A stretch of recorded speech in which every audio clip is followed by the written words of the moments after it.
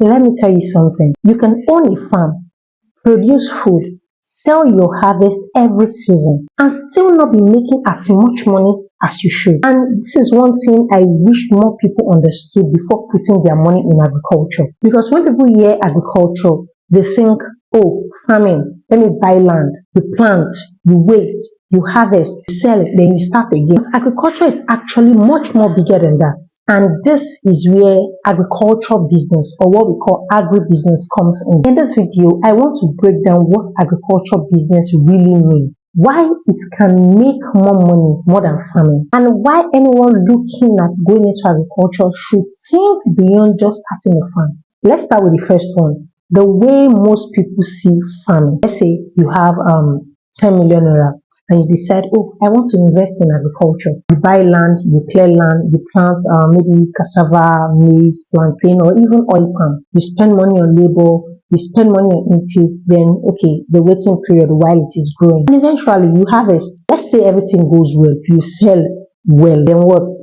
You go back to start the whole process over and over again. Now, there's nothing absolutely wrong when it comes to farming, or maybe you're choosing farming. Farming is a business, but the problem starts when you start seeing farming as the only part of agriculture that you can go into, because there is money before the farm, there is money on the farm, and there's money after the farm. The whole chain of the farming you're doing is where agricultural business comes in. So, what exactly is agricultural business? Let me make it very simple because I don't like big grammar. Agribusiness is basically all the business that supports agriculture and make money from the agricultural value chain.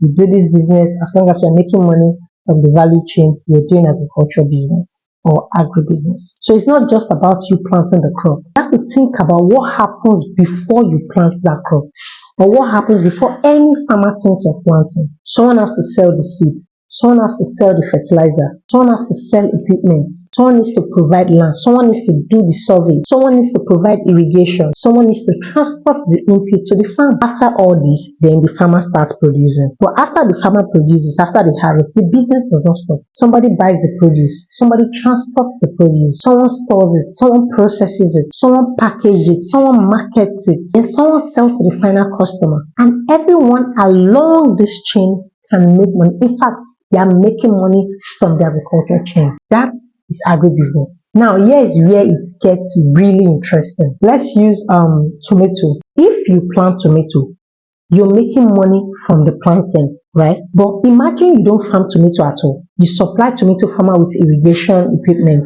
or you provide the seedling, or you buy tomato from several tomato farmers and you supply restaurants, or you process the tomato into tomato paste, or even package it as fresh tomato and supply probably supermarkets, or you provide a cold storage for tomatoes, or you transport the tomatoes from the farm probably to one market in Lagos, my 12 in Igbo. You are still making money from agriculture. You are not just making the money by you planting the tomato yourself. And this is the part many people miss. You don't always have to be the farmer to make money from farming. Now, let's quickly talk about why I think agricultural business is more profitable. And in this part, I want to really tread carefully because I'm a farmer. I'm into the value chain as well. And I've kept out content on this aspect on a low scale. So when I'm bringing this part back, I want to be very careful with what I say. I'm not saying agribusiness is automatically more profitable than farming. It isn't.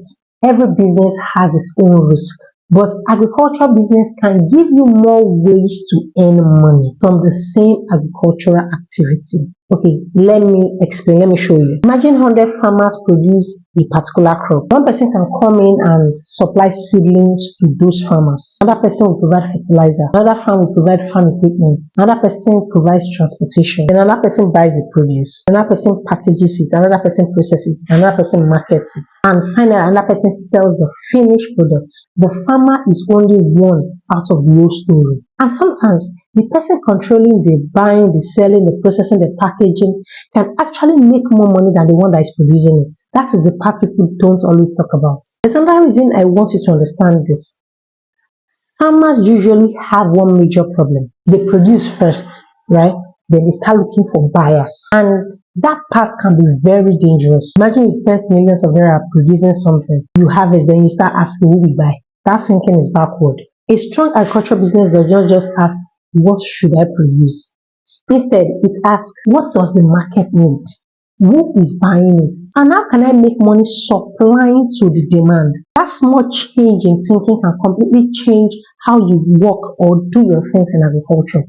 There's one thing I want you to take away from this video. Farming is just one part of the whole value chain. And I think I've done different videos on this topic. Let's talk about cassava, for example. If all you think about cassava farming is the land, the clearing, the cutting, the planting, the weeding, the harvest, the selling, but look at everything else. Someone supplies the cassava stem, someone provides the labor, someone transports the cassava, someone processes that cassava into garri, someone processes it into starch, someone produces flour, someone packages the garri, somebody distributes it, someone sells it, another person exports it. Now, are you seeing the bigger picture? The opportunity is not only in cassava farming. The opportunity is in the entire value chain of cassava, and it applies to almost everything: poultry, oil palm, rice, plantain, cocoa, fish, even livestock waste is a business. The whole cow on its own, from the horn to the bone to the beef to the everything is a business on its own. If you're watching this video because you want to invest in agriculture, I don't want you to only ask, what farm should I start or what crop should I plant? Ask better questions. Where is the demand? What problems are farmers having? What do farmers constantly need? Where is the money leaking in the value chain? Where are people struggling? Where is there a gap between production and customers? Sometimes the gap is where the real business opportunity is. Maybe farmers are producing enough, but they don't have buyers. That's an opportunity. Maybe they have buyers, but they cannot transport it. Another opportunity. Maybe there is a demand for a processed product, but nobody is processing it. Another opportunity there. Maybe farmers need quality seedlings and nobody is supplying them consistently. That's another opportunity there. You need to start looking at agriculture differently. But here's the catch. Before you get started and say, oh, okay, so farming is actually not where the money is, so let me start processing. Slow down, because it's another part that people make mistake. Agribusiness is still business. You need to understand your numbers. You need to understand your markets. You need to understand your customers. You need to understand supply, logistics, your cost of production. Because processing a product does not automatically make it profitable. Buying and selling does not automatically make it profitable either. The question is always, how much comes in, how much goes out, and how much is left. That is business. So, should you farm or should you do agricultural business? You might want to ask Julie.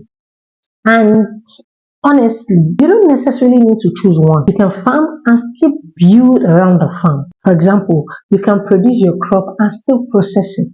You can farm and still sell directly to consumers. You can still farm and still build a strong distribution network. You can farm and supply businesses directly. You can also invest in another part of the value chain completely. The important thing is that you stop looking at agriculture as, I need to buy land before I can start.